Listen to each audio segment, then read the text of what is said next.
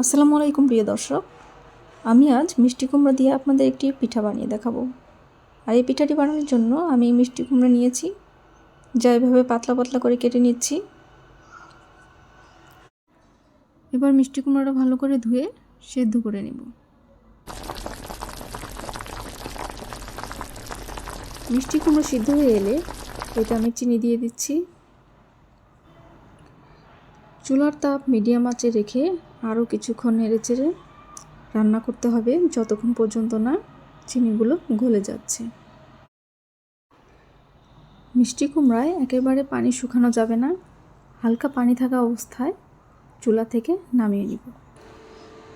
এবার 5 মিনিট পরিমাণ এটাকে ঠান্ডা করে নিব। ঠান্ডা করে নিয়ে এতে চালের গুঁড়ো দিয়ে দিব। এখন দিয়ে দিচ্ছি চালের গুঁড়ো। চালের গুঁড়ো দিয়ে মেখে নেব। অতটা শক্ত হবে না, আবার নরমও হবে না, এমন করে মেখে নিতে হবে।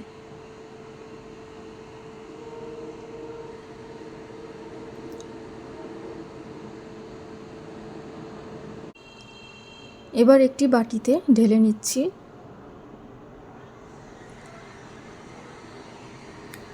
এবার চুলায় প্যান বসিয়ে পাটিসাপটার মতো করে ভেজে নেব। তবে পাটিসাপটার মতো এটা ভিতরে কিছু দিতে হবে না, এমনিতেই এটি অনেক মজা হয়ে থাকে। ঘরে মিষ্টি কুমড়ো থাকলে আপনারা ঝটপট বিকেলের নাস্তা হিসেবে এটি বানিয়ে খেতে পারেন। আপনারা দেখেই বুঝতে পারছেন এটি বানানোটা অনেকটা সহজ। প্রত্যেকটা পিঠা ভাজার ক্ষেত্রে একটু তেল ব্রাশ করে নিতে হবে। এভাবে পিঠাগুলো ভেজে নিচ্ছি।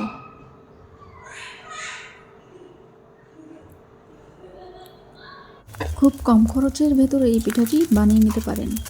যেহেতু মিষ্টি কুমড়া অনেকটা মিষ্টি, তাই এতে চিনি কম লাগছে। আর দেখতেই পাচ্ছেন পিঠাটি বানানোটা কতটা সহজ। আশা করছি মিষ্টি কুমড়োর এই রেসিপিটা আপনাদের কাছে ভালো লেগেছে। ভালো লাগলে লাইক, কমেন্ট, শেয়ার করবেন। আর আমার পরবর্তী ভিডিও পেতে চ্যানেলটি অবশ্যই সাবস্ক্রাইব করবেন।